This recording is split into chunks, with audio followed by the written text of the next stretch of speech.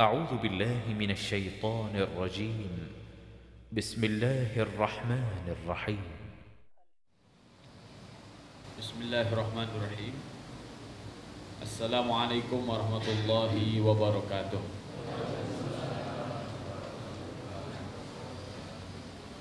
Alhamdulillahirabbil alamin. Wa bihi nasta'inu ala umurid dunya waddin.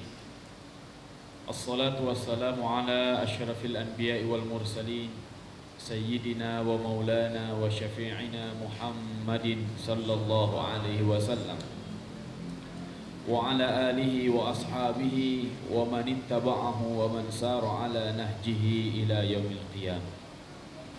Asyhadu an la ilaha illallah wa asyhadu anna Muhammadan abduhu wa rasuluh al-mab'utsu rahmatan lil alamin. Faqur rabbi zidni ilma warzuqni fahma. Allahumma inna nas'aluka al-huda wat-tuqa wal-'afafa wal-ghina. Allahumma aftah lana hikmataka wanshur alaina rahmataka min khazaini rahmatika ya arhamar rahimin. Amin ya Allah ya rabbal alamin. Yang saya hormati guru saya Pak Haji Amris, para sesepuh yang ada di sini, para haji, teman-teman semuanya, ibu-ibu yang saya hormati. Alhamdulillah, pada sore hari ini Allah Subhanahu wa taala pertemukan kita semuanya di tempat ini. Kita memohon kepada Allah Subhanahu wa taala semoga pertemuan ini menjadi asbabul hidayah. Sebab hidayah akan senantiasa Allah Subhanahu wa taala anugerahkan kepada kita semuanya. Dan semoga acara ini menjadi acara yang senantiasa mendapatkan rahmat dan keberkahan dari Allah Subhanahu wa taala. Siapapun yang hadir ke majelis ini, Allah Subhanahu wa taala jadikan kehadirannya sebagai kafarat atas segala dosa-dosanya. Allah Subhanahu wa taala mudahkan segala urusan kehidupan. Salawat dan salam semoga senantiasa tercurah kepada Rasulullah sallallahu alaihi wasallam, kepada keluarganya, para sahabatnya, tabi'in, atba'ut tabi'in, dan kepada siapa saja yang senantiasa mengikuti sunnahnya hingga akhir zaman. Semoga Allah Subhanahu wa taala pilih kita semuanya sebagai orang-orang yang bersabar, istiqomah mengikuti sunnah Rasulullah sallallahu alaihi wasallam hingga akhir hayat kita. Semoga Allah Subhanahu wa taala anugerahkan husnul khatimah. Kelak kita akan mendapatkan syafaatul uzma dari Rasulullah sallallahu alaihi wasallam. Allahumma amin. Ma'asyiral muslimin rahimakumullah, sebelum kita mulai, kita berdoa terlebih dahulu agar ilmu yang kita dapatkan menjadi ilmu yang diberkahi oleh Allah Subhanahu wa taala. Bismillahirrahmanirrahim. Rabbi zidni ilma warzuqni fahma. Allahumma aftah lana hikmataka wanshur alaina rahmataka min khazain rahmatika ya arhamar rahimin. Amin ya rabbal alamin. Hadirin kaum muslimin rahimakumullah, jujur secara pribadi sebenarnya saya berat untuk memenuhi amanah menyampaikan tausiah kajian atau ceramah. Kenapa? Setelah saya lihat yang hadir semuanya di sini, kalau dilihat dari wajahnya, orang-orang yang penuh dengan ilmu, wajahnya memancarkan cahaya keimanan yang sangat luar biasa. Sebenarnya saya malu, bahkan dari tadi saya istri, Allah mudah-mudahan saya terus dipertemukan oleh Allah Subhanahu wa taala dengan orang-orang saleh seperti ini. Saya melihat bapak-bapak, ibu-ibu itu yang teringat oleh saya seorang ulama besar, yaitu Imam Asy-Syafi'i rahimahullah. Kenapa saya ingat betul kepada Imam Asy-Syafi'i. Ada satu kitab tebal judulnya Manaqib Imam Asy-Syafi'i, sejarah perjuangan dan kehidupan Imam Asy-Syafi'i. Ketika saya lihat bapak-bapak ibu-ibu persis seperti Imam Asy-Syafi'i. Ini bapak-bapak ibu-ibu pengikut Imam Syafi'i, bukan mazhabnya. Saya yakin betul, walaupun nggak dijawab, memang pengikut Imam Syafi'i pasti itu. Kenapa? Memang gayanya nggak ada yang beda, persis seperti Imam Asy-Syafi'i. Ini saya ingin cerita dulu. Satu hari Imam Asy-Syafi'i menghadiri majelis ilmu, bertemu dengan gurunya. Kemudian Imam Asy-Syafi'i ditanya oleh gurunya, "Hei Syafi'i, kamu kesini mau ngapain?" Gitu ya. Kalau saya tanya, bapak-bapak, ibu-ibu kesini mau apa, Pak, Bu? Halo? Mau apa? Mau belajar, mau ngaji gitu ya. Kalau undangan ke saya majelis ilmu, oh berarti akan mencari ilmu. Kemudian gurunya bertanya lagi, "Benar Syafi'i, kamu mau nuntut ilmu?" "Betul wahai guruku, aku kesini memang ingin menuntut ilmu." Sampai 3 kali. Kemudian gurunya bertanya lagi kepada Imam Syafi'i, "Hei Syafi'i, kamu dari tadi jawab mau menuntut ilmu, mau nyari ilmu, tapi kenapa engkau tidak bawa alat tulis? Enggak bawa pulpen, enggak bawa catatan?" Gitu kata gurunya. Kata Imam Syafi'i, "Siapa bilang saya enggak bawa catatan? Nih penaku dan ini bukuku." Gitu kata Imam Syafi'i. Jadi kalau Imam Syafi'i ngaji enggak butuh buku, enggak butuh catatan. Kenapa? Karena langsung dihafal, langsung hafal kata per kata apa yang disampaikan oleh gurunya. Dan saya lihat bapak-bapak ibu-ibu persis di sini seperti Imam Syafi'i. Subhanallah.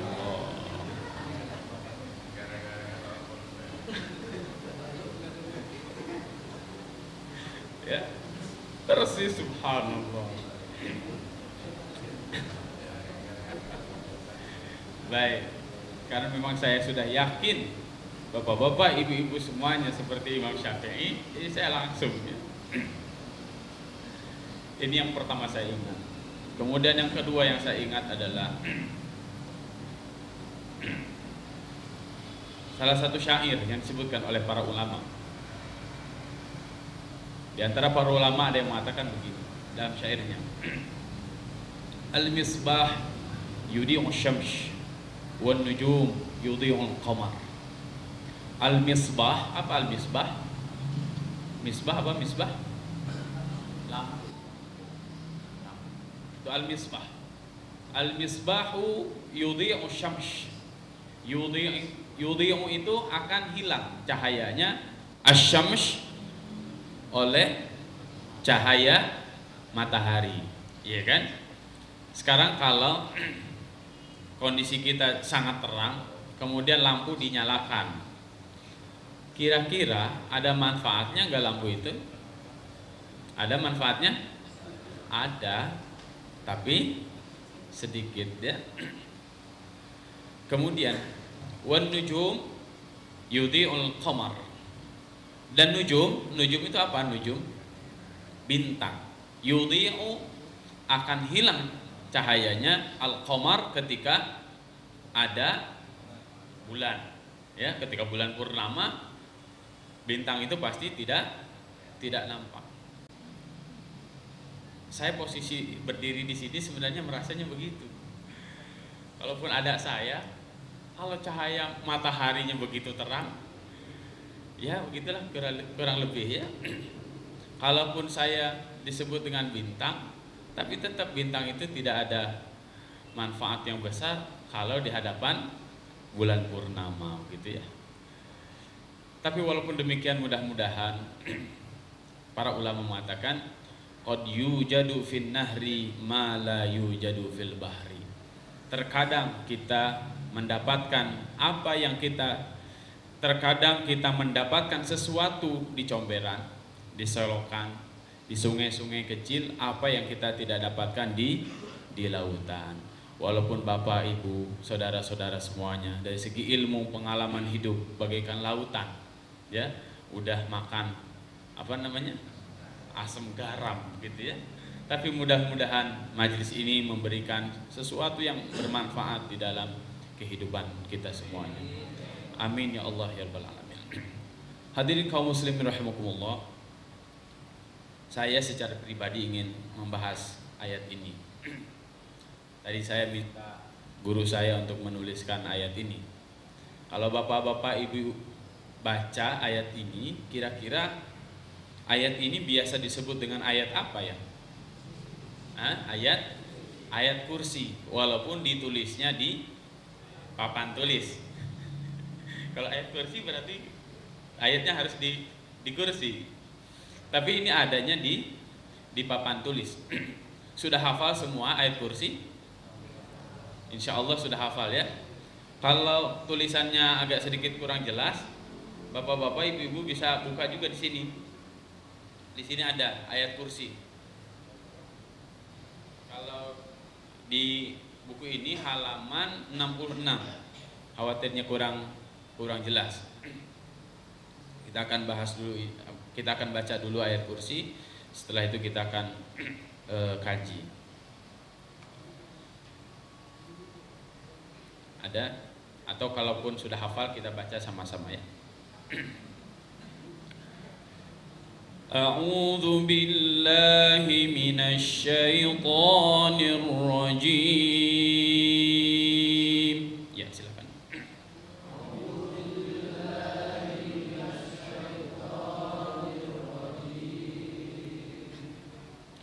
Bismillahirrahmanirrahim.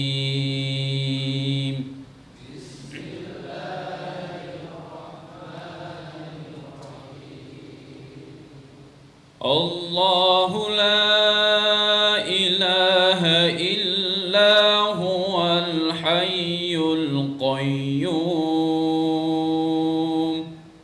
Allahu la ilaha illa huwal hayyul qayyum. La ta'khudhuhu sinatun wa la nawm.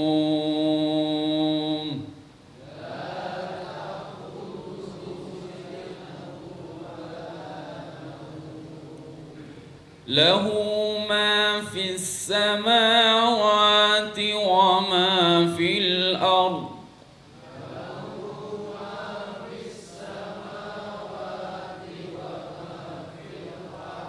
من ذا الذي يشفع عنده إلا بإذنه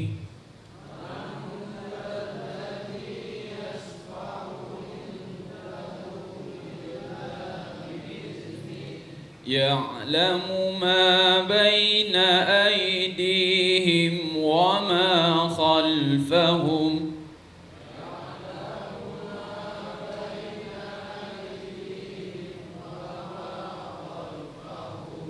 ولا يحيطون بشيء من علمه إلا بما شاء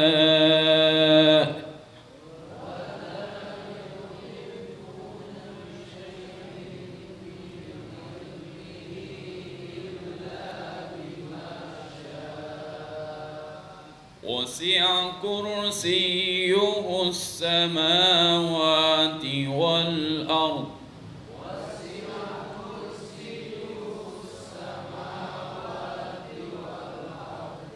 ولا يؤوذه حفظهما وهو العلي العظيم.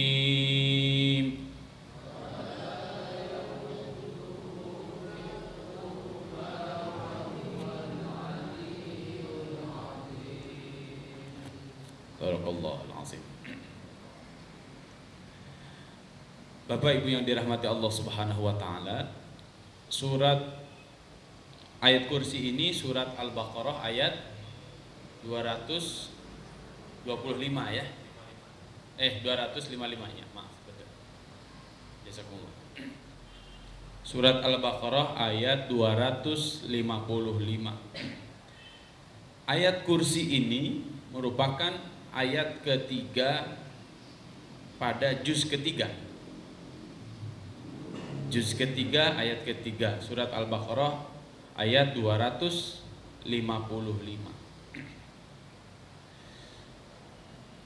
Sebelum masuk ke sini, kalau kita lihat rangkaian surat-surat yang ada di dalam Al-Quran, maka kita akan mendapatkan kesimpulan yang sangat menakjubkan. Allah Subhanahu wa ta'ala secara qat'i, secara pasti dari sononya menurunkan Al-Quran itu secara berurutan. Ya, ada urutannya yang disebut dengan tartib nuzuli, ada tartib mushafi. Kalau tartib nuzuli itu berurutan secara penurunan. Ayat dan surat yang pertama diturunkan oleh Allah Subhanahu wa taala kepada Rasul sallallahu alaihi wasallam surat apa? Surat Iqra katanya. Surat Al-Alaq, ya. Ayat 1 sampai 5. Kemudian selanjutnya dan selanjutnya. Tapi kalau kita lihat di dalam Al-Quran, ternyata tertib mushafi yang dicantumkan di dalam Al-Quran, ya, secara mushaf itu bukan surat Al-Alaq, akan tetapi surat Al-Fatihah, kemudian surat Al-Baqarah, kemudian surat Al-Imran dan surat An-Nisa. Ini namanya tertib mushafi, ya, rangkaian secara mushaf. Apakah tertib mushafi dan tertib nuzuli ini ada hikmah?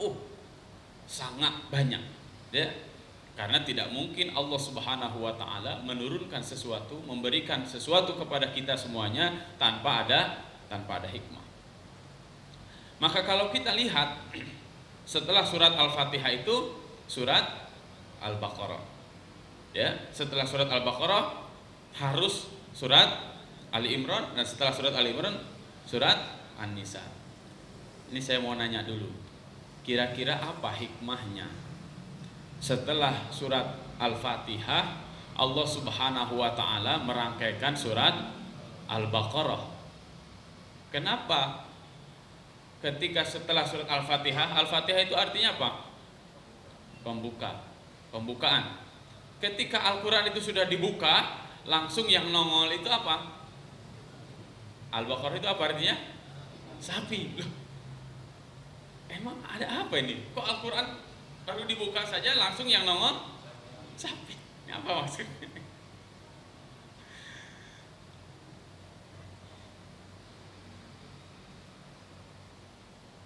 Kira-kira apa ya? Al-Quran itu ketika dibuka, kok tiba-tiba yang nongol itu sapi? Oh iya, karena ada kasus tentang sapi. Apakah itu? Oh enggak nyambung, enggak ada hubungannya. Tapi kalau kita tanya, ada apa di balik ini? Pasti kita akan temukan ini. Ya. Di antara para ulama melakukan pendekatan kajian surat demi surat di dalam Al-Quran. Cabang ilmunya namanya ilmu al-munasabah. Namanya apa? Ilmu apa? Ilmu al-munasabah. Ini ilmu al-munasabah ini sekarang sudah jarang dikaji oleh banyak orang. Ilmu al-munasabah itu apa maksudnya? Ketika kita menggunakan ilmu al-munasabah, maka kita akan mendapatkan ternyata seluruh surat, seluruh ayat di dalam Al-Quran itu semuanya nyambung, ya. Dan kalau kita rubah posisinya, itu akan didapatkan, oh ini salah ini salah ini, ganjil. Bagikan sebuah bangunan, kemudian kita ambil yang ada di bawahnya, apa yang akan terjadi? Begitupun di dalam Al-Quran Karim. Surat Al-Baqarah secara hikmah, kenapa Allah Subhanahu wa taala jadikan surat yang kedua setelah surat Al-Fatihah? Karena memang surat Al-Baqarah itu menjelaskan secara rinci apa yang dimaksud dengan Siratal ladzina an'amta 'alaihim ghairil maghdubi 'alaihim. Nah, ghairil maghdubi 'alaihim. Nanti waladhdallinnya dijelaskan pada surat Ali Imran. Siratal ladzina an'amta 'alaihim, Allah Subhanahu wa taala jelaskan siapa orang-orang yang diberikan kenikmatan itu. Maka dijelaskan di awal surat Al-Baqarah mulai alif lam mim dzalikal kitabul la raiba fihi hudal lil muttaqin sampai muflihun. Ini kalau bawa Al-Qur'annya seru nanti. Entar pengajian itu bawa Quran, kemudian bawa alat tulis ya. Oke, setuju ini? Nah, setuju. Kalau bisa khusus ya, pokoknya bawa Al-Qur'annya khusus ntar ngajinya biar ingat betul ayatnya. Kemudian kita lanjutkan. Al-Baqarah dinamakan Al-Baqarah karena memang ada cerita di dalam Al-Baqarah itu tentang sapi ya. Maka Allah Subhanahu wa taala jadikan Al-Baqarah sebagai nama surat ini karena agar kita paham betul bahwa ada kasus yang sangat luar biasa yang terjadi di zamannya Nabi Musa alaihissalam, yaitu tentang sapi. Ya. Diapain sapi itu? Sapi ternyata dijadikan sembahan oleh Samiri dan pengikut-pengikut Samiri. Kemudian sapi dalam surat Al-Baqarah pun menjadi sapi yang diperintahkan oleh Allah Subhanahu wa taala untuk disembelih. Ya. Kemudian sapi pun dijadikan tools oleh Allah Subhanahu wa taala untuk menghidupkan orang yang dibunuh. Itu dengan sapi. Maka cerita sapi ini ternyata banyak hal yang bisa kita bedah. Kalau kita ambil kesimpulan secara mudah, ternyata Al-Baqarah ini berbicara tentang Al-Maghdub. Siapa Al-Maghdub? Al-Maghdub adalah Bani Israel, orang-orang Yahudi. Karena Allah Subhanahu wa taala sudah berikan kenikmatan, Allah Subhanahu wa taala sudah berikan segala fasilitas kepada Bani Israel, akan tetapi Bani Israel bukan menyembah Allah Subhanahu wa taala, akan tetapi malah menyembah patung sapi. Oleh karenanya Bani Israel, orang-orang Yahudi, digolongkan oleh Al-Quran sebagai Al-Maghdub. Gitu ya. Nyambung ini, nyambung. Oke, ini yang pertama ini secara umum. Kemudian kalau surat Ali Imran itu setelah surat Al-Baqarah. Wajib setelah surat Al-Baqarah itu surat Ali Imran, nggak boleh dirubah. Kenapa seperti itu? Karena setelah Al-Maghdubi alaihim waladhdallin ya, orang-orang yang sesat. Siapa orang yang sesat itu? Maka digambarkan orang yang sesat itu siapa di dalam surat Ali Imran. Ali Imran itu apa artinya? Ali itu keluarga, Imran keluarga Imran. Emangnya ada apa dengan keluarga Imran? Ternyata keluarga Imran itu keluarga yang dipilih oleh Allah Subhanahu wa taala di antara keluarga-keluarga yang lain. Ada 4 yang dipilih oleh Allah Subhanahu wa taala. 2 secara pribadi, 2 secara keluarga. A'udzubillahi minasyaitonir rajim. Innallaha astafa Adama wa Nuhan wa ala Ibrahim wa ala Imran 'alal alamin. Allah Subhanahu wa taala memilih di seluruh permukaan bumi ini nih yang terpilih, yang dipilih. Yang pertama adalah Nabi Adam sebagai manusia pertama dipilih oleh Allah Subhanahu wa taala. Kemudian yang kedua wa Nuhan, Nabi Nuh sebagai nabi dan rasul yang pertama. Syekhul Mursalin itu Nabi Nuh alaihissalam. Kenapa disebut rasul yang pertama? Karena ketika zamannya Nabi Nuh sudah banyak penyimpangan-penyimpangan dalam masalah keyakinan atau ketauhidan kepada Allah Subhanahu wa taala. Kemudian yang ketiga adalah ala Ibrahim, keluarga Nabi Ibrahim. Karena memang mayoritas para nabi dan para rasul setelah Nabi Ibrahim alaihissalam itu ada kaitannya dengan Nabi Ibrahim. Anak cucu Nabi Ibrahim semuanya setelah Nabi Ibrahim alaihissalam. Kemudian wa ala Imran, dan keluarga Imran alal alamin, di seluruh alam. Imran ini manusia yang dipilih oleh Allah Subhanahu wa taala, tapi bukan nabi, bukan rasul. Hanya orang-orang saleh yang dipilih langsung oleh Allah Subhanahu wa taala, dan dipilihnya bukan hanya secara pribadi Imrannya saja, akan tetapi seluruh keluarganya, karena istrinya salehah, kemudian anaknya juga salehah, kemudian cucunya saleh. Istri Imran siapa itu? Halo. Istri Imran itu siapa? Nah, ada Pak Imran di sini. Istri Imran itu siapa? Ibu Imran ya, memang Ibu Imran. Namanya Hana. Kata sebagian para ulama tafsir namanya Hana. Hana ini perempuan yang salehah. Kenapa? Karena sebelum lahir anaknya, Hana ini sudah meniatkan, ya Allah, nanti kalau anakku lahir, aku akan jadikan dia sebagai ulama. Aku akan jadikan dia orang yang hebat. Aku akan jadikan dia orang yang faham betul agama Engkau dan siap berjuang untuk menegakkan agamamu, ya Allah. Wah, ini belum lahir saja sudah diniatkan. Oleh karenanya keluarga Imran itu terpilih. Imrannya terpilih, kemudian istrinya pun terpilih. Ini secara genetik. Kalau orang-orang barat menyebutkan teng manuk teng anak merah kukuncungan uyah mata rata es kaluhur. Gitu. Orang-orang barat bilang begitu. Ya, orang Jawa Barat maksudnya.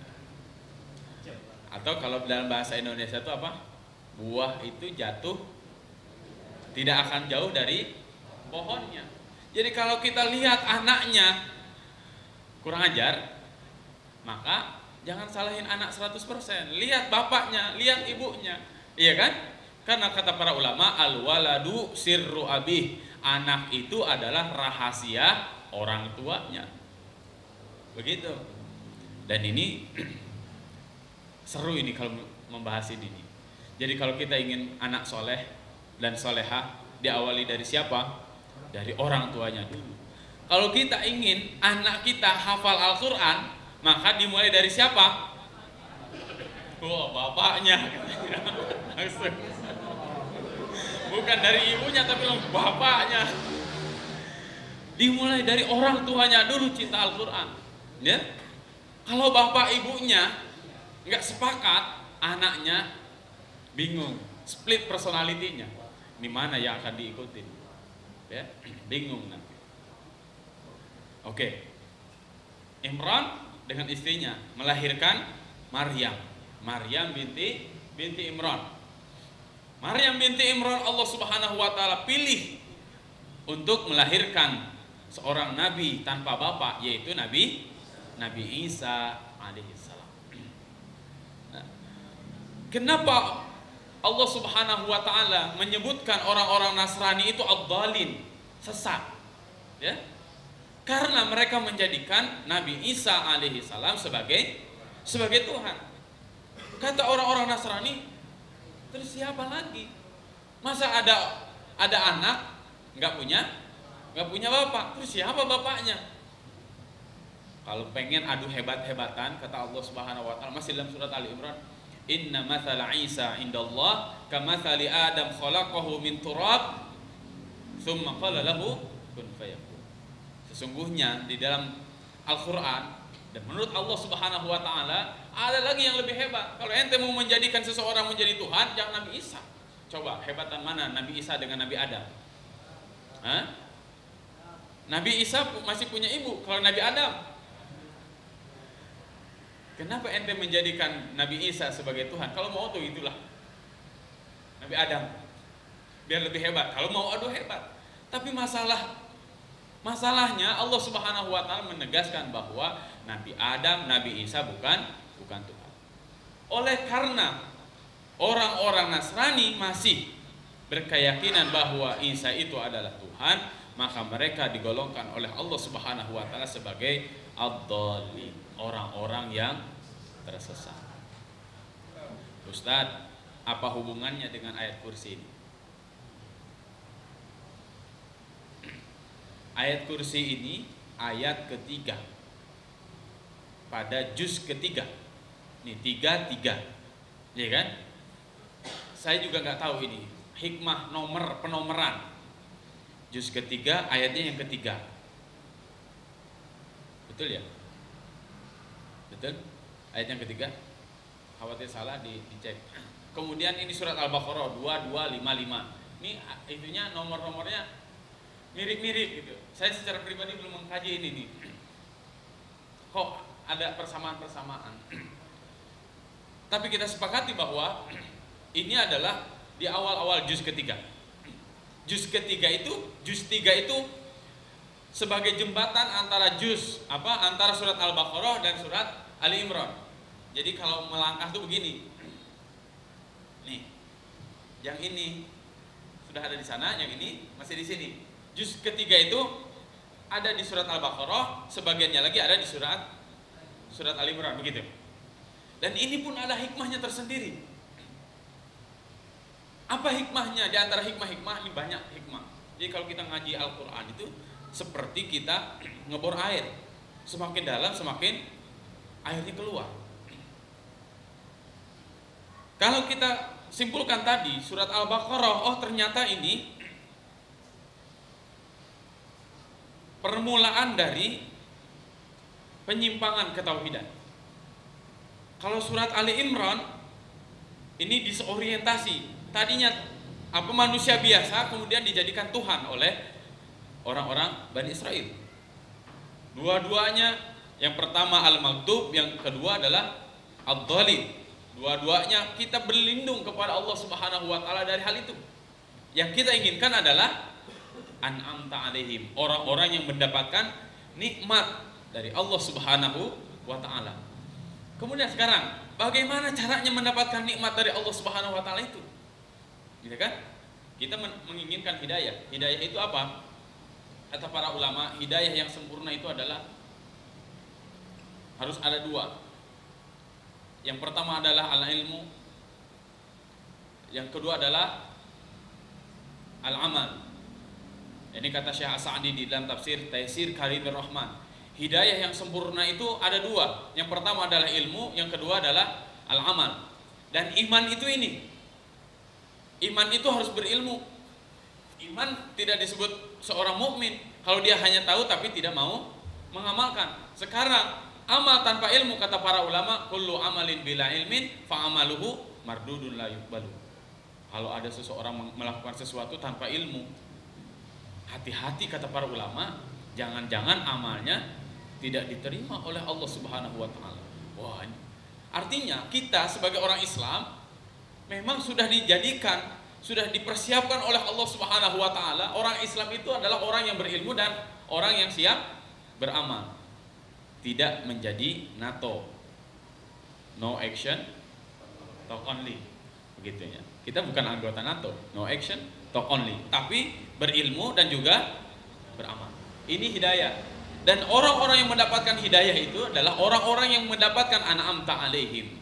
Orang-orang yang mendapatkan kenikmatan dari Allah Subhanahu wa taala. Kenapa? Karena dengan ilmu semuanya jelas. Iya kan? Al-ilmu nurun wal jahlu dhalun. Ilmu itu adalah cahaya. Dengan adanya cahaya semuanya menjadi jelas. Oh, jelas nih wajah-wajahnya semuanya jelas karena ada ilmu. Setelah jelas itu, apa yang harus kita lakukan? Selanjutnya adalah lakukan. Ilmu yang sudah kita dapatkan dilakukan. Ini hidayah yang sempurna. Atau kalau dipisah, ini para ulama menyebutnya dengan hidayah. Amal biasa juga disebut dengan taufik. Ya. Jadi taufik hidayah. Kalau taufik dan hidayah itu dipisahkan, itu maksudnya hidayah itu ilmu, amal itu taufik. Gitu. Tapi kalau disebutkan hanya satu saja, ihdinas siratal mustaqim, ya Allah, berikan hidayah kepada kami ke jalan yang lurus. Maksudnya apa? Kita dibukakan ilmu oleh Allah Subhanahu wa taala, kemudian kita melaksanakan ilmu tersebut sehingga kita berada pada as-siratal al-mustaqim. Siratal mustaqim itu kata para ulama, siratal mustaqim itu adalah al-Islam. Jalan yang lurus itu bukan jalan tol. Maksudnya bukan begitu, akan tetapi as-siratal mustaqim huwa al-Islam. Nah, hadirin kaum muslimin rahimakumullah. Kalau kita lihat peletakan Allah Subhanahu wa taala meletakkan ayat kursi ini di juz ketiga yang menjadi jembatan antara surat Al-Baqarah dan surat Ali Imran sangat wajar. Dan memang harus begitu. Sangat logis. Kenapa? Karena Allah Subhanahu wa taala menginginkan kita semuanya jangan sesat seperti orang-orang Bani Israel, kaumnya Nabi Musa, ya. Dan juga jangan tersesat sebagaimana Bani Israel pada zamannya Nabi Isa.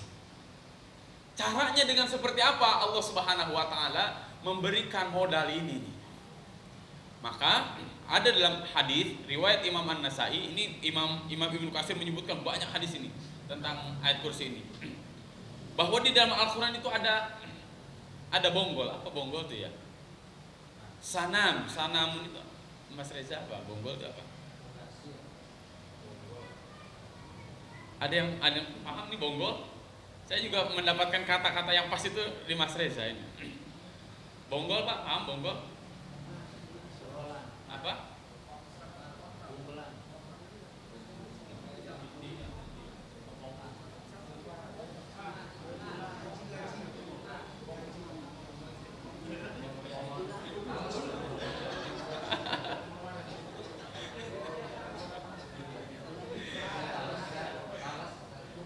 Ya, gimana? Talas ada bonggolnya, talas ada bonggolnya.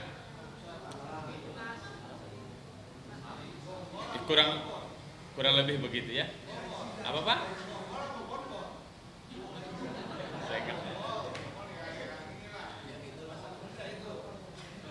Bahasa Sunda ya. Memang saya ini bilingual, jadi kayak begini jadinya. Baik. Al-Quran itu ada bonggolnya, ada sanamnya, yaitu surat Al-Baqarah. Di dalam surat Al-Baqarah itu ada sayyidul ayat. Jadi kalau istighfar itu ada sayyidul istighfar, ya kan? Kalau di dalam ayat-ayat Al-Quran ada sayyidul ayatnya. Sayyidul ayat itu penghulu ayat-ayatnya. Apa penghulu ayat itu? Ini. Kata para ulama, kenapa ini menjadi sayyidul ayat? Menjadi penghulu ayat-ayat di dalam Al-Quran, karena memang di ayat ini satu ayat 255 ada 17 nama kata para ulama. Saya juga nggak tahu gimana cara ngitungnya ya. Para ulama mengatakan ada 17 nama Allah Subhanahu wa taala yang mulia. Ini sebagian para ulama mengatakan begitu. Dan di dalam hadis Rasulullah Shallallahu alaihi wasallam menjelaskan, siapapun orangnya yang berdoa dengan ayat ini, maka dia pasti akan dikabulkan doanya oleh Allah Subhanahu wa taala. Pasti, Masya Allah. Kenapa nih sampai ada pasti begitu ya? Dan kenapa ayat ini tadi menjadi jembatan itu? Karena memang sebenarnya pertama ayat ini dijadikan jembatan oleh Allah Subhanahu wa taala antara surat Al-Baqarah dengan surat Ali Imran, karena ayat ini pengokohan terhadap tauhid, terhadap keyakinan kita. Seakan-akan dengan hanya dengan ayat ini saja, kalau ada orang yang masih ragu dengan Allah Subhanahu wa taala, kata Bang Haji, terlalu orang. Ya? Terlalu. Kalau ada yang masih tidak percaya dan masih ragu dengan Allah Subhanahu wa taala, maka orang itu perlu dipertanyakan. Orang ini jangan-jangan kurang seons ini otaknya. Gitu ya? Enggak waras. Coba kita lihat.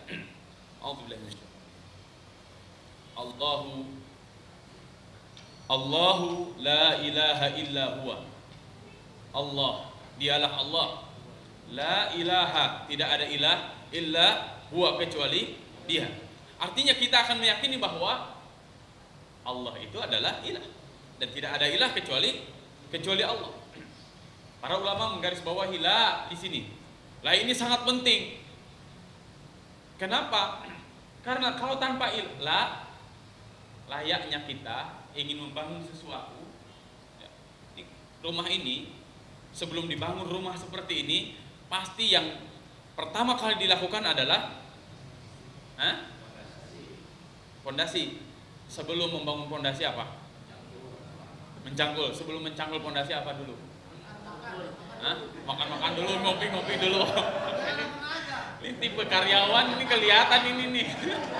Jadi sebelum dia kerja, sebelum ngapa-ngapain, makan dulu. Masya Allah. Apa memang ini waktunya sudah makan, Pak? Udah pada ingat makan ini. Sejam lagi. Ini masih panjang ini. Masya Allah. Kita lihat di sini adalah sebelum melakukan pembangunan, sebelum membuat fondasi apapun proyeknya, pasti diratakan dulu, disingkirin dulu semuanya, dipasang buplang dulu, ya kan? Mana nih? Mana yang masuk wilayah, mana yang bukan, dan semuanya pasti akan diratakan dulu. Lah itu sama, nggak boleh ada yang hidup, nggak boleh ada yang tumbuh di dalam hati kita, illa huwa, kecuali Allah Subhanahu wa Ta'ala. Jadi harus dibersihin semuanya nih. Orang Islam atau orang yang mau masuk Islam, semuanya harus dibersihin, percaya ke apapun. Ya, kenapa? Karena la ilaha illallah, tidak ada ilah, tidak ada yang berhak disembah, tidak ada yang berhak diyakini kehebatan segala macam kecuali Allah Subhanahu wa Ta'ala. Ada orang Islam percaya masih ke Batu Ali, percaya masih ke Kiai Slamet.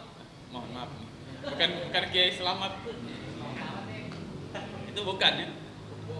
Kebo maksudnya. Makanya bapak-bapak, ibu-ibu jangan nyebut saya kiai karena khawatir salah. Yang namanya kiai itu hati-hati itu. Karena ada kiai selamat yang diperebutkan kotorannya setiap tanggal berapa? Bulan ini kan? Masya Allah. Dan itu pertunjukan yang terlihatnya budaya. Padahal umat Islam sudah diajarkan la ilaha illallah. Kalaupun itu budaya, kalau bertentangan dengan la ilaha illallah, singkirin. Iya kan? Ini penanaman tauhid. Illa huwa, kecuali Dia. Siapa Tuhan kita itu siapa? Allah itu siapa? Allah itu Tuhan kita yang Al-Hayyu, Dia maha hidup. Al-Hayyu, maha hidup. Allah tidak akan mati. Allah maha hidup. Sebelum segala sesuatu hidup, Allah Subhanahu wa Ta'ala hidup. Al-Qayyum itu berdiri, arti asalnya dari qauma yaqumu, berdiri, tapi bukan hanya ngajentul katanya begitu. Apa? Berdirinya Allah Subhanahu wa Ta'ala wallahu a'lam, tidak ada yang mengetahui. Sebagian para ulama menafsirkan Al-Qayyum itu mengurus segala sesuatu dengan secara konsisten. Itu Al-Qayyum. Kalau kita tahu bahwa Allah Subhanahu wa Ta'ala hidup, ya, maha hidup, maka ketika kita menginginkan segala sesuatu dalam kehidupan ini, maka kita tinggal minta kepada yang maha hidup. Apalagi Al-Hayyu Al-Qayyum. Al-Qayyum yang maha mengurus segala kebutuhan, yang maha mengurus segala aktivitas, yang maha mengurus segala sesuatu yang ada di langit dan di bumi. Ya Al-Qayyum. La ta'khudhuhu sinatun wala naum. La ta'khudhuhu, yang tidak pernah mengambil sedikit pun. Sinatun itu apa? Sinatun itu gini nih, sinatun.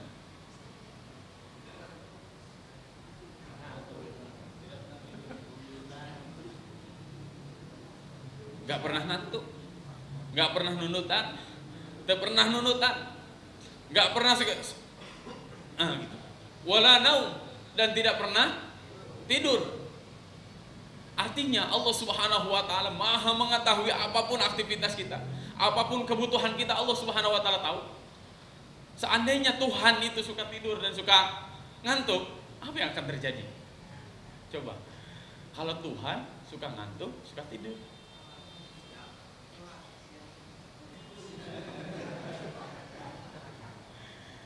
manusia saja kita nih, ketika ngaji ngantuk, apa yang terjadi? Udah kosong. Kalau di rekamannya itu kosong, ya kan, kosong, nggak ada aktivitas apa. Dan itu tidak mungkin bagi Allah Subhanahu wa Ta'ala seperti itu. Artinya sekarang kita mau minta apa, dimanapun dan kapanpun, pasti Allah Subhanahu wa Ta'ala tahu apa yang kita lakukan. Kita mau minta apa, mau segala macam kita serahkan sama Allah Subhanahu wa Ta'ala. Oke, sudah siap semuanya. Minta sama Allah. Ya, jangan ragu, minta sama Allah. Orang iblis saja minta kok sama Allah. Betul nggak? Iblis minta sama Allah. Kenapa? Saking yakinnya iblis sama Allah. Kalau kita tanya, iblis itu yakin nggak sih sebenarnya sama Allah? Yakin betul Pak, iblis sama Allah. Iblis beriman tidak? Hah? Iblis beriman tidak? Berarti iblis itu mukmin ya? Sebentar, saya tanya, iblis beriman tidak? Ini kalau para ulama sudah berkumpul kayak begini, pasti perbedaan pendapat di antara para ulama. Khilaf ya. Masya Allah. Iblis yakin adanya Allah? Yakin betul. Tapi iblis tidak disebut beriman kepada Allah Subhanahu wa taala. Ya? Kenapa tidak disebut beriman kepada Allah Subhanahu wa taala? Karena iblis ini tidak ada itu. Tidak mau mengamalkan apa yang diperintahkan oleh Allah Subhanahu wa taala. Tapi saking yakinnya iblis kepada Allah, tetap segala sesuatu iblis balikan kepada Allah Subhanahu wa taala. Bahkan doa, permohonan iblis, permintaan iblis kepada Allah Subhanahu wa taala sesuatu yang tidak dipinta oleh yang lainnya. Apa itu? Iblis ingin ditangguhkan, jangan dimatikan dulu oleh Allah Subhanahu wa taala sampai kiamat. Artinya, kalau iblis mau menggelincirkan umat manusia sangat mudah. Sangat mudah. Contohnya gampangannya begini. Kalau sekarang saya ditantang tinju oleh Pigman, tahu Pigman? Ya. Maka saya nggak berani. Kenapa? Ya dia kelas apa, saya kelas apa. Saya mau kelas bulu aja enggak. Iya kan? Kelas ringan banget pun enggak saya, tapi dia kelas dunia. Dan kalau kita mau lawan iblis, Pak, kalau kita mau lawan iblis walaupun bagaimana nggak bakal bisa. Iya kan? Kenapa? Umurnya dari zaman dulu, dari zaman Nabi Adam. Kemudian dia bisa lihat kita tidak bisa. Iya kan? Kalau kita tidak memohon perlindungan kepada Allah Subhanahu wa taala, maka habislah kita. Udah mau kebutuhan kita banyak. Iya kan? Keinginan kita sangat banyak, godaan iblis sangat luar biasa. Gitu. Oleh karenanya, ketika kita mendapatkan segala sesuatu, maka langsung kembalikan lagi kepada Allah Subhanahu wa taala. Langsung balikin kepada Allah Subhanahu wa taala. Kenapa? Ini Al-Hayyu Al-Qayyum la ta'khudhuhu sinatun wa la naum. Kemudian yang selanjutnya, lahu ma fis samawati wa ma fil ardh. Ini lahu itu baginya. Habis ini. Lahu milik Allah. Lam di sini lil milki. Kepunyaan Allah. Ma segala apa fis samawati, apa yang ada di seluruh langit, ya, dan segala apa yang ada di bumi, semuanya milik Allah Subhanahu wa taala. Kalau tadi ini membuka ruang keyakinan yang sangat luar biasa bahwa Allah Subhanahu wa taala hidup, bahwa Allah Subhanahu wa taala mengatur dan mengurus segala apa yang ada di langit dan di bumi. Allah Subhanahu wa taala tidak pernah ngantuk dan tidak pernah tidur. Maka ayat ini membuka harapan kepada kita semuanya. Karena apa yang ada di langit dan di bumi itu hanya milik Allah Subhanahu wa taala, maka ketika kita menginginkan segala sesuatu, mintanya kepada yang memilikinya. Karena yang memilikinya hanya Allah Subhanahu wa taala, maka mintalah hanya kepada Allah Subhanahu wa taala. Beres semuanya. Cuma terkadang masalah meminta itu terkadang menurut kacamata kita. Minta segala macam. Kita mau minta apa? Kebutuhan kita apa? Pengennya kita langsung jelek. Iya kan? Apalagi setelah diajarin ilmu kun fayakun. Oh, katanya kok saya nggak kun fayakun ya? Saya sudah sedekah sekian kok belum jadi-jadi juga. Saya sudah ngasih ini, ngasih itu kok belum juga. Pertanyaannya, jadi Tuhannya siapa? Kita atau Allah? Kata Allah, ya aku yang memiliki segala sesuatu. Milik Allah segala sesuatu. Akan tetapi masalah diberikan atau tidaknya kepada kita itu pun urusan Allah Subhanahu wa taala. Kita memohon kepada Allah, mau dikasih apa? Mau diberikan apa? Boleh, silahkan. Tapi ingat bahwa memberi dan mengambil pun itu urusan Allah Subhanahu wa taala. Itu di surat Ali Imran Allah Subhanahu wa taala menegaskan, a'udzubillahi minasyaitonirrajim. Qulillahumma malikal mulki tu'til mulka man tasya wa tanzi'ul mulka mimman tasya wa tu'izzu man tasya wa tudhillu man tasya biyadikal khair innaka 'ala kulli syai'in qadir. Al-mulk itu apa? Kerajaan, kekuasaan.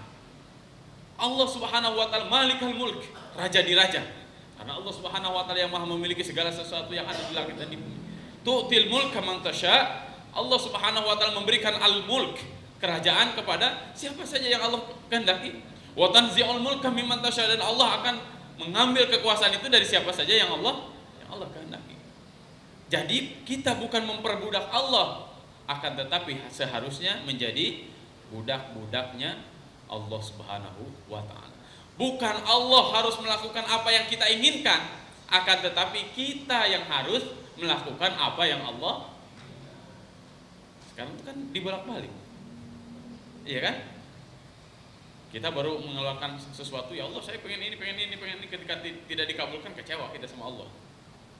Padahal Allah Subhanahu wa taala memberikan kepada kita segala sesuatu, tapi disuruh ibadah masih berat. Apakah Allah kecewa? Enggak. Allah Ar-Rahman Rahim. Bahkan sama orang kafir pun Allah Subhanahu wa taala kasih nikmatnya. Iya kan? Allah enggak pernah kecewa dengan kita. Tapi kasih terus sama Allah Subhanahu wa taala. Ini pengharapan. Allah buka seluas-luasnya. Mau apapun sok minta sama Allah. Bahkan hal-hal yang mungkin menurut kita tidak bisa dihitung. Kemarin saya ketemu dengan orang, Pak, kok bisa ada di sini sekarang? Pak Ustadz, alhamdulillah. Saya doa ketika bertemu dengan Pak Ustadz. Kan orang ini ngeluh terus ketika ketemu saya, Pak Ustadz, gimana saya kerja jauh dari rumah ke tempat kerja itu sekitar 3,5 jam. Habis waktu saya di jalanan. Saya bilang begini, Pak, gampang Pak. Yang punya rezeki, yang punya pekerjaan itu siapa? Allah. Minta sama Allah. Ya Allah, apa mintanya Pak? Minta didekatkan tempat kerja. Sok Pak, silakan. Dulu saya pernah berdoa begitu tahun 2006. Ya Allah, anugerahkan kepadaku ya Allah, antara rumah dan tempat kerjaku hanya selangkah. Begitu. Kenapa? Karena saya hitung-hitung, ini habis di jalan nih, dengan macetnya, dengan itunya. Daripada saya gunakan begituan, ini saya gunakan untuk murojaah dan dengerin hafal Quran. Tahun 2006 saya doa begitu sama Allah. Tahun 2009 baru dikabulkan. Berarti berapa tahun tuh doanya? 3 tahun. Tapi saya terus ke doa begitu. Apa yang terjadi? Alhamdulillah saya dapat villa. Pesantren, saya dapat villa. Villa itu nyempil di sekolah maksudnya.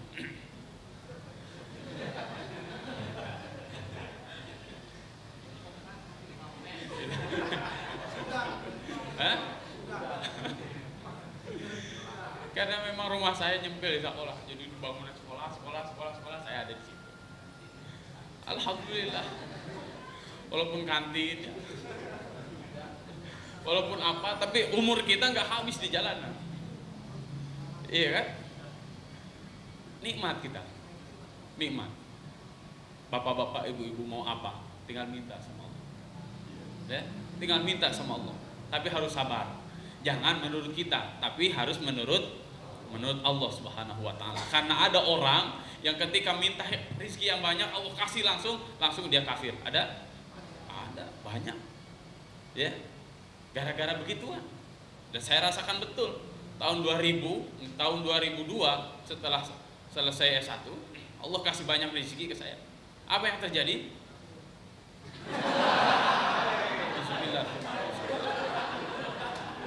Kalaupun tidak kafir, tapi sifat kekafiran itu sudah ada. Nauzubillah, sumpah nauzubillah, betul saya. Betul. Salat maghrib sudah jarang di masjid, salat subuh sudah jarang di masjid. Bukankah itu tanda-tanda kekafiran? Bukankah itu tanda-tanda kemunafikan? Itu gara-gara apa? Gara-gara ngurus proyek. diurus sampai tengah malam, tidurnya larut malam, bangunnya kesiangan. Masya Allah, maghrib masih di jalanan. Iya kan? Bukankah itu tanda-tanda kemunafikan? Bukankah itu tanda-tanda kekafiran? Iya, memang kita tidak kafir, tapi sabda Rasulullah SAW, seorang mukmin yang benar-benar keimanannya lihat pada dua waktu sholat. Pertama pada sholat subuh, yang kedua sholat maghrib. Lihat itu pada dua sholat itu. Ya, lihat pada dua sholat itu. Kalau setelah sholat isya makruh ngobrol. Kenapa? Lebih baik awal tidur kemudian awal bangun daripada akhir tidur kemudian akhir bangun. Begitu. Kita memohon kepada Allah Subhanahu wa taala segala kebaikan-kebaikan, minta kepada Allah segala sesuatu. Lahu ma fis samawati wa ma fil ardh. Nih, kemudian man dzalladzi yashfa'u indahu illa bi'idznih. Man, siapapun orangnya, za yang memiliki alladzi yashfa'. Yashfa' itu memberikan sesuatu. Memberikan apa? Penyelamatan. Rasul sallallahu alaihi wasallam diberikan syafaat oleh Allah Subhanahu wa taala nih, ya kan? Itu syafaatul uzma dari Rasul sallallahu alaihi wasallam. Para penghafal Quran, anak-anak kita kalau hafal Quran, Allah Subhanahu wa taala kasih dia syafaat. Anak-anak yang hafal Quran, orang tuanya akan diberikan syafaat oleh anaknya yang hafal Quran. Dalam hadis minimal 10 sampai 70. Jadi kalau anak kita hafal Quran, orang tuanya mau diceburin ke neraka oleh Allah Subhanahu wa taala, sampai bahkan mau kemudian diambil oleh Allah Subhanahu wa taala. Orang itu bertanya kepada Ya Allah, kenapa engkau selamatkan dari siksa api neraka? Itu ada anakmu yang mengatakan bahwa dia hafal Quran gara-gara engkau. Karena engkau telah memfasilitasi anakmu untuk hafal Quran, maka engkau aku selamatkan dari siksa api neraka. Dan bukan hanya diselamatkan oleh Allah Subhanahu wa taala, akan tetapi orang itu akan dipakaikan mahkota surga. Subhanallah, ini syafaat. Man dzalladzi yashfa'u indahu illa bi'idznih. Semuanya karena izin dari Allah Subhanahu wa taala. Kita minta segala macam ke ustaz, kita minta ke kiai, kita minta ke habib, kita minta ke semuanya. Kalau Allah Subhanahu wa taala tidak mengizinkan, enggak akan ada. Kita mah hanya sebatas memohon, tapi yang mengizinkan siapa? Yang punya lisensi itu Allah Subhanahu wa taala. Yang punya segala macam itu Allah Subhanahu wa taala. Kalau Allah Subhanahu wa taala sudah mengizinkan, enggak usah ke kiai. Kalau Allah tidak ridho ke kiai, ke tukang sampah, ya kan? Allah izinkan dia untuk segala macam, minta doanya dikabulkan oleh Allah Subhanahu wa taala, iya kan? Daripada seorang ustaz. Betul? Kalau Allah ridho, Allah izinkan. Karena memang untuk mendapatkan izin Allah Subhanahu wa taala itu adalah jadi orang-orang yang paling dekat dengan Allah Subhanahu wa taala. Kalau tidak dekat, enggak bakal izin. Kalau yang namanya beginian hanya casing. Iya kan? Yang beginian hanya casing.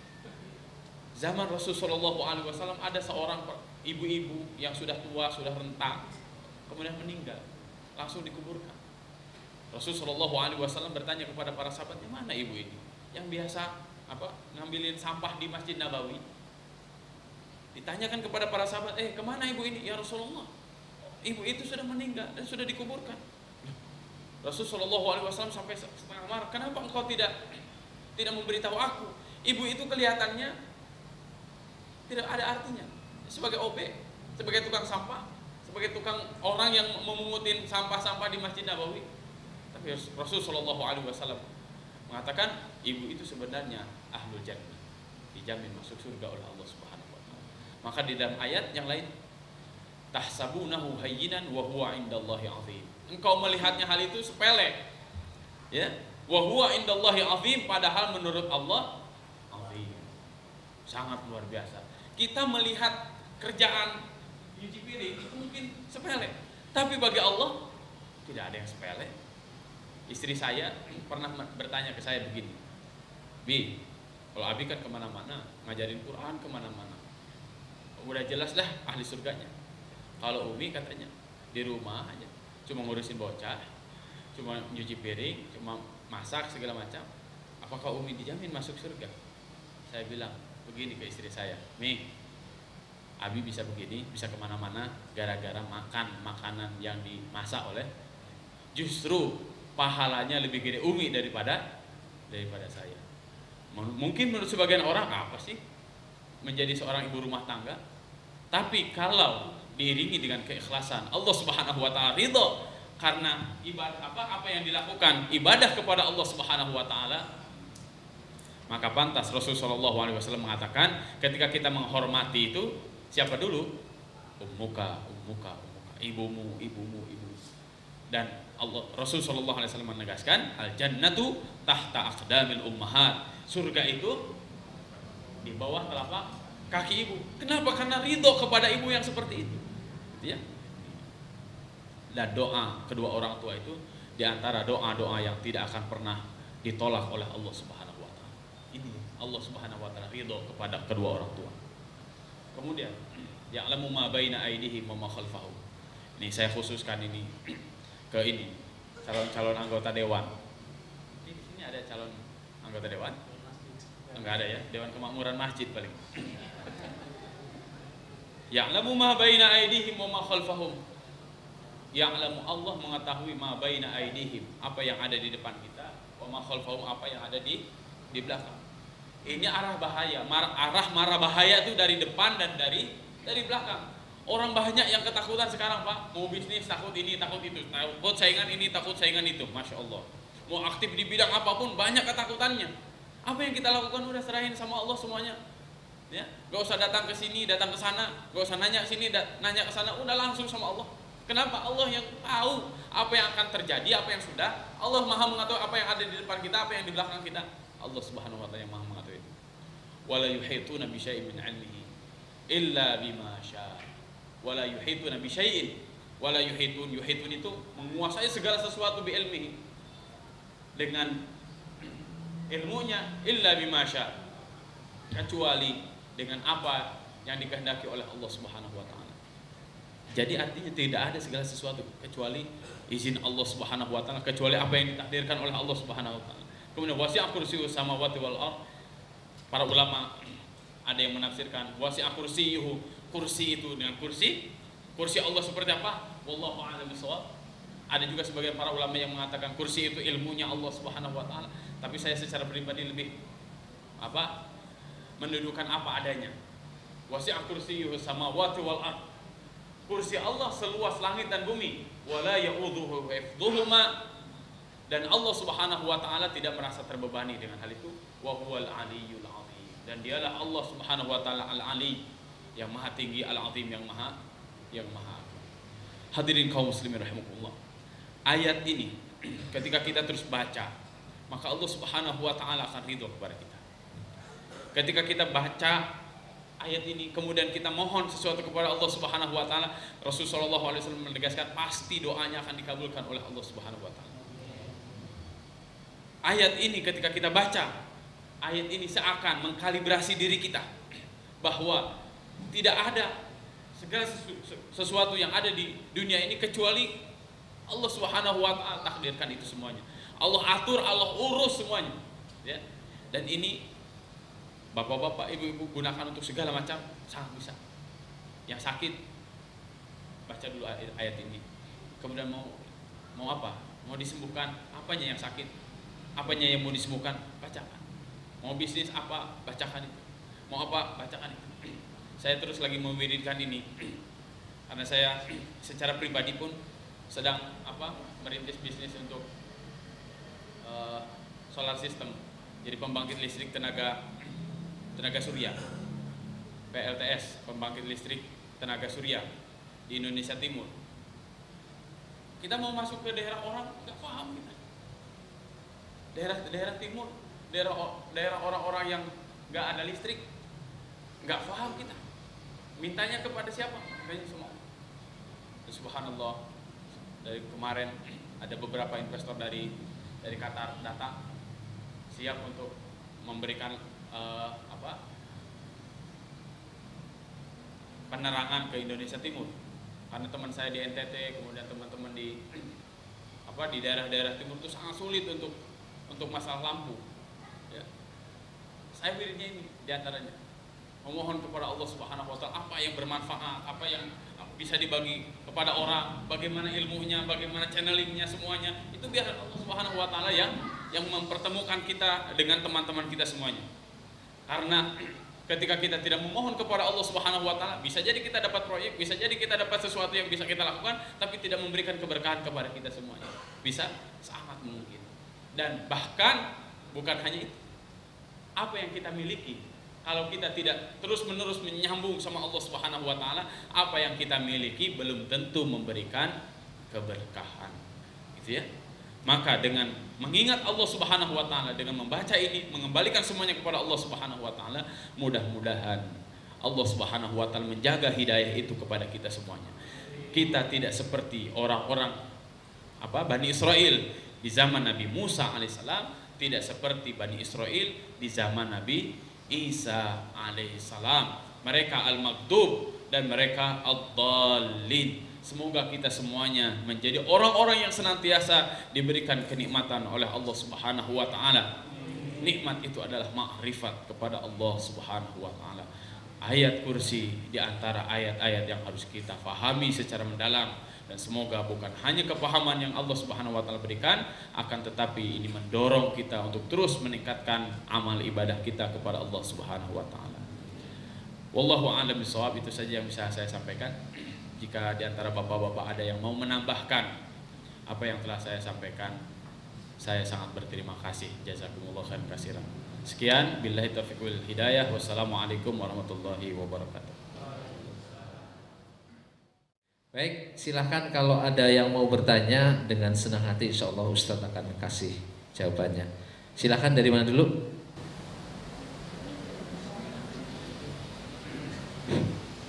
Bismillahirrahmanirrahim. Assalamualaikum warahmatullahi wabarakatuh. Saya sangat terkesan dengan apa yang dibawakan oleh Pak Ustadz tadi. Terkait dengan itu, ada fenomena di dalam masyarakat kita di mana masyarakat kita saat ini itu sangat gemar untuk menziarahi kubur. Jadi kita tahu kalau orang-orang yang disebut ulama meninggal itu sampai ribuan orang satu hari menziarahi kubur.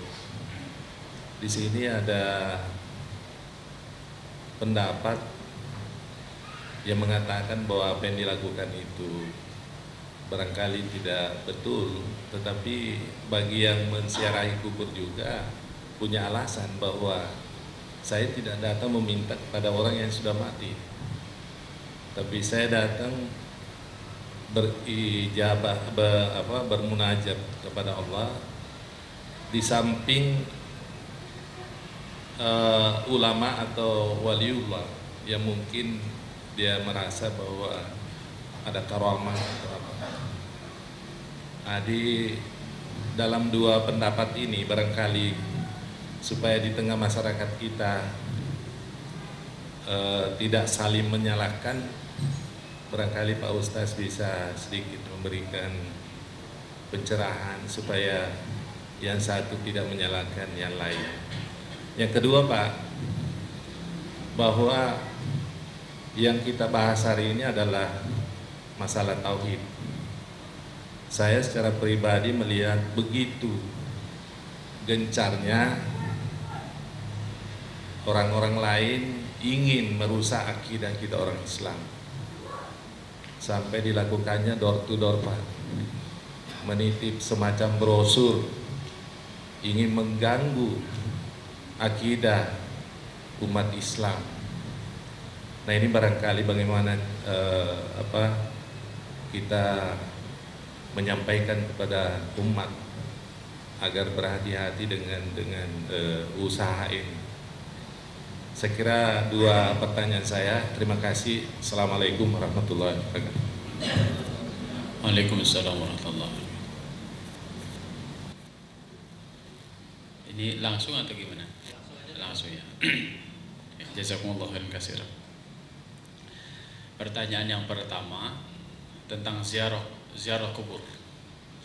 Di dalam hadis Rasulullah SAW banyak membahas tentang ziaratul kubur, dan di antara hadis ada yang melarang dan ada yang memerintahkan.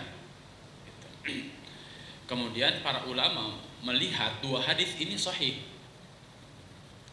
Yang melarang ziarah kubur sahih, yang memerintahkan ziarah kubur pun sahih. Kemudian para ulama mengkaji dua-duanya hadis sahih, nggak mungkin dua hadis sahih ini bertentangan. Kemudian dikaji, oh ini dilarang. Kenapa dilarang? Karena kaum muslimin dahulu ketika akidahnya, tauhidnya belum kuat, datang ke kuburan malah meminta. Nah, tapi setelah kaum muslimin sangat kuat akidahnya, justru Rasulullah SAW memerintahkan untuk apa? Karena dengan ziaratul kubur tudzakirul maut. Dengan ziarah kubur ingat mati. Gitu. Maka dua hadis itu digabungkan oleh para ulama thariqatul jam'i. Kuntu nahaitukum an ziyaratil kubur fazuruha. Aku dulu melarang kalian ziaratul kubur fazuruha. Maka sekarang karena kalian sudah tauhidnya sudah mantap, fazuruha, ziarah kuburlah. Karena dengan ziarah kubur itu bisa menjadi ingat mati. Kemudian bagaimana hukumnya berdoa kepada Allah Subhanahu wa taala dengan menyebutkan orang yang sudah meninggal? Gitu ya. Atau istilahnya tawassul. Seluruh para ulama ahlu sunnah wal jamaah sepakat tawassul yang boleh itu, ini yang disepakati oleh para ulama 4. Pertama, tawassul dengan asmaul husna. Contoh begini, ya Ghaffar ighfir lana. Kenapa kita tidak menyebutkan langsung Allah saja? Ya Allah ighfir lana, tapi menyebutkan ya Ghaffar. Disebutkan Ghaffar dulu, ighfir lana. Nah, ini tawassul dengan asmaul husna. Boleh? Boleh. Seluruh para ulama sepakat. Kemudian tawassul dengan amal kebaikan. Kita mengumpulkan orang-orang di sini, kita ngasih sedekah dengan makan segala macam, kemudian kita berdoa kepada Allah Subhanahu wa taala.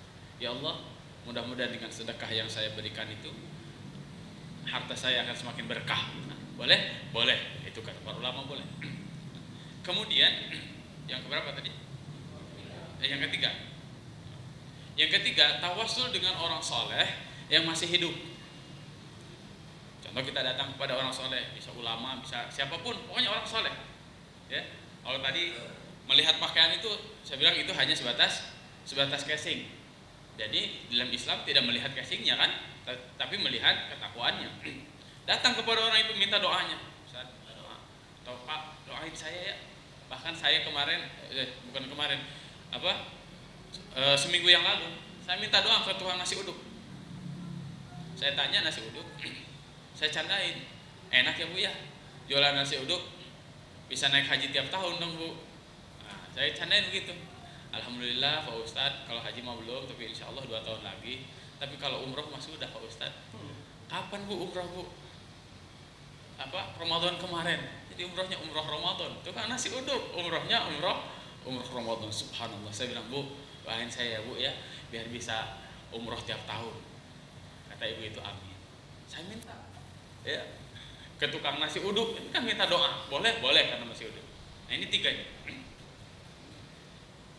Tadi yang saya bilang disepakati oleh para ulama berapa? 4 ya? Bukan 4, saya lupa. Ini 3. Nah, yang satunya ini diikhtilafkan oleh para ulama. Diikhtilafkan oleh para ulama. Apa yang diikhtilafkan oleh para ulama? Kalau 3 tadi disepakati. Kalau yang satu diikhtilafkan oleh para ulama. Yang satu kelompok membolehkan, yang satu kelompok tidak membolehkan. Yaitu meminta atau bertawasul kepada orang soleh yang sudah meninggal. Contoh, ila hadrati Syekh Abdul Qadir Jailani Al-Fatihah. Pertanyaannya, boleh tidak? Ila hadrati Syekh Saman Al-Fatihah, boleh tidak? Ila hadrati Syekh Naqsabandi Al-Fatihah, boleh tidak? Nah, ini diantara para ulama berbeda pendapat.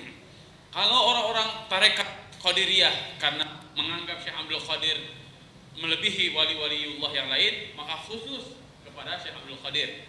Kalau orang-orang Naqsabandi, maka Syekh Naqsabandi. Kalau orang-orang Tijani, tarekat Tijani, maka khusus ke Syekh Tijani. Kalau orang-orang Samaniyah, maka khusus tawasulnya ke Syekh Saman. Apakah itu boleh? Nah, ini menjadi ikhtilaf. Saya secara pribadi al-khuruj minal khilaf mustahab. Keluar dari perdebatan dan pertentangan kata para ulama mustahab. Itu yang paling dicintai oleh al-Islam ini.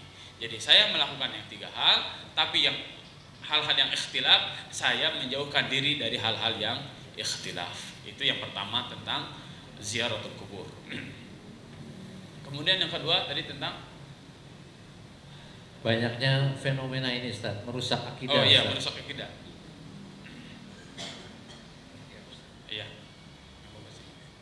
Sebenarnya ini juz ketiga, sebelum ayat ini ada ayat tentang infak. Dan setelah ayat ini ayat-ayat kekuasaan Allah Subhanahu wa taala. Nabi Ibrahim berdebat dengan Raja Namrud. Kemudian Nabi Uzair yang masuk ke satu tempat itu mati, kemudian Allah hidupkan. Kemudian orang itu dimatikan oleh Allah Subhanahu wa taala 100 tahun, kemudian dihidupkan lagi. Enggak percaya saya tidur 100 tahun. Kata Allah, lihat aja katanya makanan dan kuda. Nah, gitu. Terus selanjutnya masalah infak lagi. Nanti dibahas di dalam surat Ali Imran itu teori ini nih. Kalau dalam matematika ini teori apa ini? Ini subuh apa namanya? Kalau para ulama sudah berkumpul tuh pasti berbeda pendapat. Orang yang ini sumbu apa yang ke atas? Sumbu apa? Astagfirullahaladzim, masih X juga tuh. Ini sumbu apa ini? Ini sumbu X, sumbu Y. Ini sumbu. Ini kan dalam matematika begitu kan? Iya betul kan?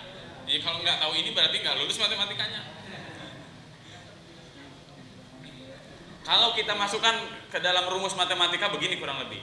Ini yang disebut dengan kalau ke atas vertikal atau hablun minallah, ini hablun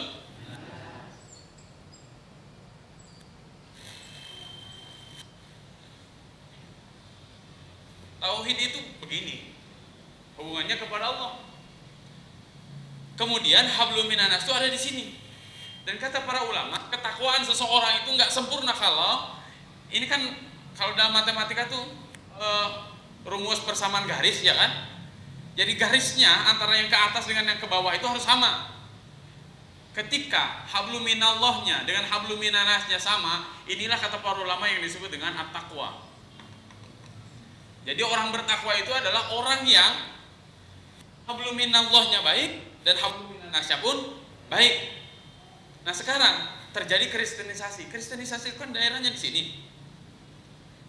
Kenapa terjadi pemurtadan di mana? Masalah kita umat Islam sekarang sebenarnya selain di sini pun masalah, hablum minanasnya pun kita bermasalah. Pantas memang sumbunya tuh nggak sama-sama, jadi rumus persamaan garisnya tuh nggak jejak di sini. Kalau sudah jejak di sini, ini namanya kuntum khairu ummah. Itu di surat Ali Imran ayat 100 berapa tuh? Juz 4, tapi itu sudah masuk juz 4 itu. Begitu.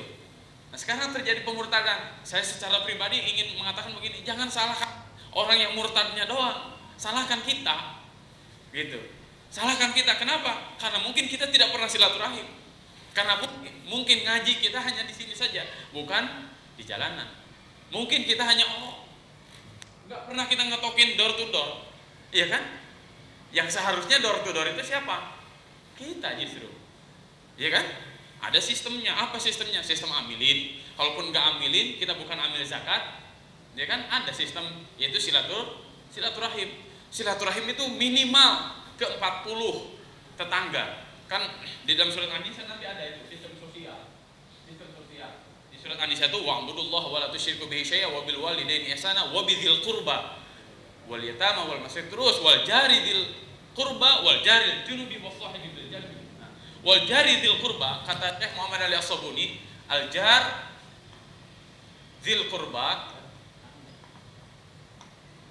Tetangga yang dekat itu seperti apa? Tetangga yang dekat itu, kita ambil titik kita, nih rumah kita di sini.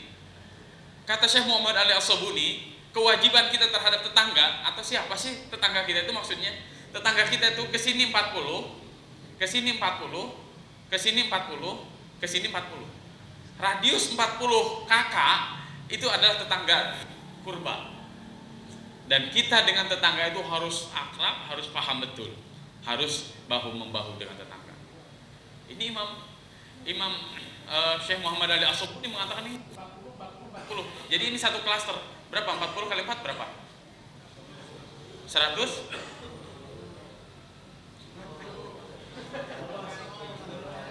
Para ulama berbeda pendapat lagi. Ini satu klaster. Jadi sistem perumahan Islam, di dalam Islam satu klaster itu segitu, 40 kali 4. Dan di dalam Islam memang yang seperti sekarang sistem klaster itu sesuai dengan syariah. Kenapa? Karena menutup kemungkinan orang datang dari belakang rumah. Dan orang datang dari belakang rumah itu kebudayaan Yahudi. Di dalam Islam nggak boleh bertamu datangnya dari belakang. Jadi sistem klaster yang seperti sekarang itu sebenarnya tata letaknya itu, landscape-nya itu dari ajaran Islam. Itu ada di dalam surat Al-Baqarah itu. Kurang lebih begitu, Pak. Jadi intinya yang pertanyaan kedua, jangan terlalu menyalahkan orang lain. Tapi koreksi pada diri sendiri. Mungkin sensitivitas sosial di kita atau hablum minanas kita masih kurang. Taruhlah praktekan dari sini semuanya kita hadir berapa orang? Contoh 40 orang di sini, 40 orang sedekah berapa? Artinya setiap kali pengajian kita bisa membantu sekian orang, kan itu sudah sangat luar biasa. Wallahu a'lam bishawab. Kurang lebih begitu. Baik. Tadi ada pertanyaan yang kedua siapa?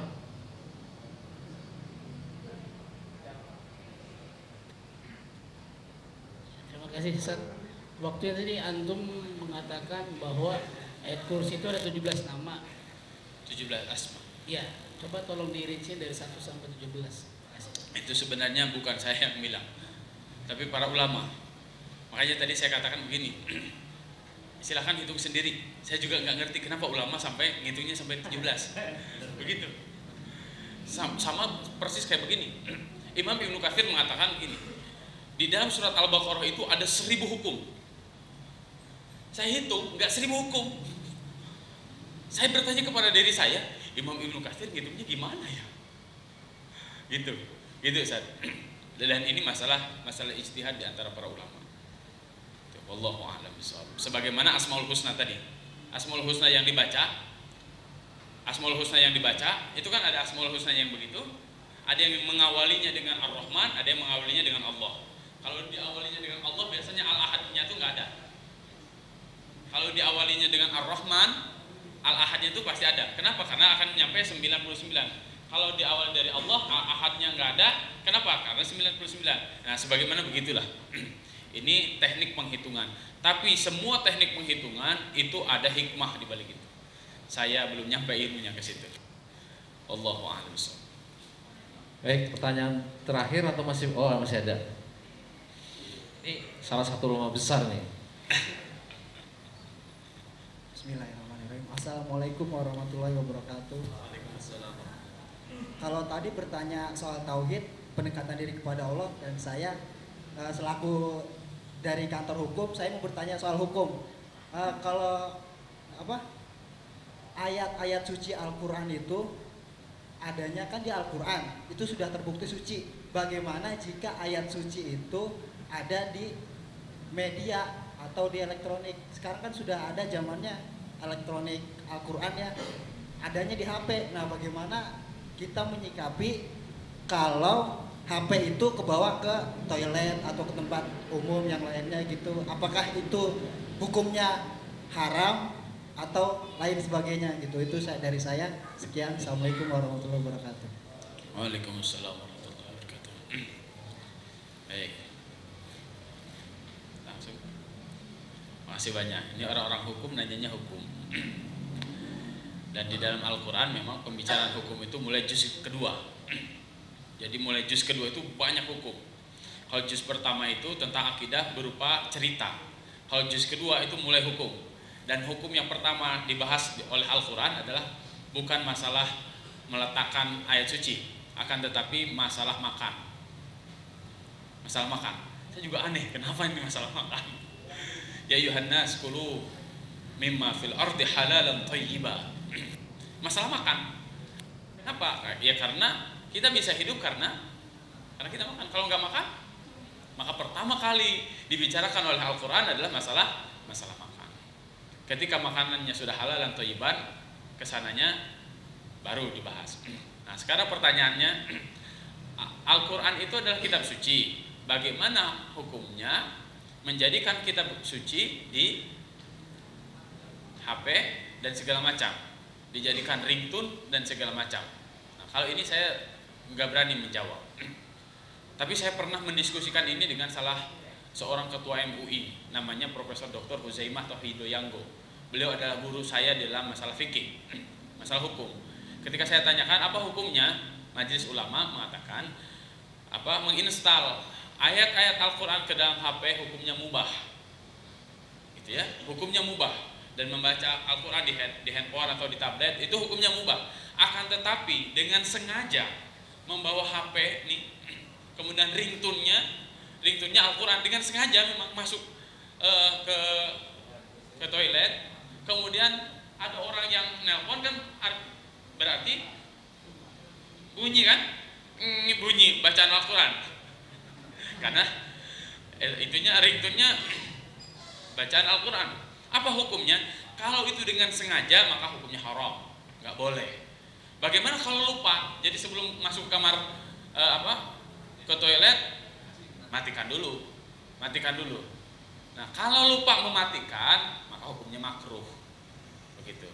Hukumnya makruh. Jadi secara umum hukumnya mubah. Tapi kalau sengaja hukumnya haram, karena kita tahu bahwa itu ayat suci, kemudian kita memang sengaja menghidupkan itu. Nah, kalau lupa maka hukumnya, kemudian bunyi ternyata di kamar mandi, maka hal itu adalah hal yang makruh. Maka sebaiknya bagaimana? Diinstal, silahkan install agar kita bisa murojaah dimanapun, bisa baca Quran dimanapun. Akan tetapi ketika mau masuk toilet maka hendaklah dimatikan. Wallahu a'lam bishawab. Baik, sepertinya waktu juga yang harus memisahkan kita. Rasanya para ulama sebetulnya ingin berdebat banyak ini Ustaz, tapi kayaknya waduh, waktunya kurang ini kayaknya Pak Haji. Waktu insya Allah bisa kita tambah, kita agendakan untuk kajian Al-Quran khusus, barangkali bisa kita lanjutkan di lain waktu. Baik, sedikit mengingatkan kembali, insya Allah di bulan Desember nanti kita juga akan mengadakan pengajian insya Allah rutin tanggal 20. Insya Allah kalau diberikan kemudahan tanggal 20 Desember insya Allah santri sudah siap. Insya Allah saya dengan Ustaz Uus akhir bulan ini insya Allah akan melakukan seleksi ujian masuk untuk santri angkatan ketiga. Jadi hari ini agak gersang memang ini. Jadi yang ini kelihatannya agak gersang memang. Baik, kita akan tutup kajian pada hari ini. Tetapi sebagaimana permintaan Sohibul Bait Ustaz, kita minta doa untuk keberkahan kita semuanya Ustaz. Jadi mohon doakan untuk semua yang hadir di sini, semoga diberi keberkahan, semua hajatnya diijabah oleh Allah. Tafadhol Ustaz.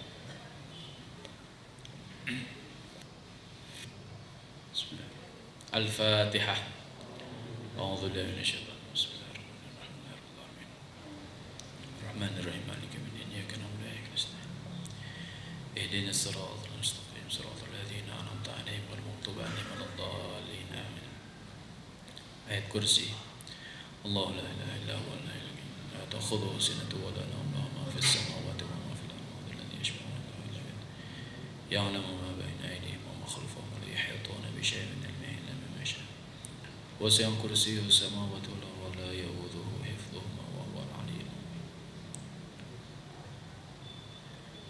ربنا ظلمنا أنفسنا فإن لم تغفر لنا وترحمنا لنكونن من الخاسرين. لا إله إلا أنت سبحانك إني كنت من الظالمين. رب اغفر لي ولوالدي وارحمهما كما ربيانا صغارا. اللهم اغفر للمؤمنين والمؤمنات والمسلمين والمسلمات الأحياء منهم والأموات إنك سميع قريب مجيب دعوة. اللهم إنا نسألك رضاك والجنة ونعوذ بك من سخطك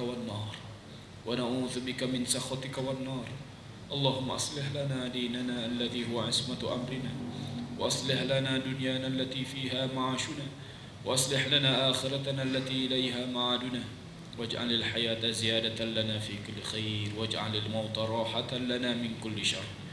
Ya Allah ya Rabbana, Engkau Maha Pengampun. Ampuni segala dosa-dosa kami. Ampuni segala dosa kedua orang tua kami. Sayangi mereka sebagaimana mereka menyayangi kami di waktu kecil. Ampuni seluruh dosa guru-guru kami. Ampuni segala dosa saudara-saudara kami. Ampuni segala dosa kaum muslimin dimanapun mereka berada ya Allah. Ya Allah ya Rabbana, kami memohon ridha dan surgamu. Kami berlindung dari murka dan nerakamu ya Allah. Ya Allah ya Rabbana, jadikan dengan bertambahnya umur kami, bertambah pula pemahaman kami terhadap agama Islam ini. Ya Allah ya Rabbana, tanamkan Al-Quran dan sunnah Nabi-Mu pada lubuk hati kami, pada pikiran kami, pada lisan kami, pada amal kami ya Allah. Berkahi ilmu yang telah kami dapatkan, berkahi harta yang Engkau titipkan kepada kami ya Allah. Berkahi sisa umur kami ya Allah. Berkahi sisa umur kami ya Allah. Berkahi sisa umur kami. Lahirkan dari kami semuanya anak-anak yang saleh dan salehah. Jadikan mereka semuanya para penghafal Quran. Jadikan mereka semuanya para ulama. Jadikan mereka semuanya para pejuang.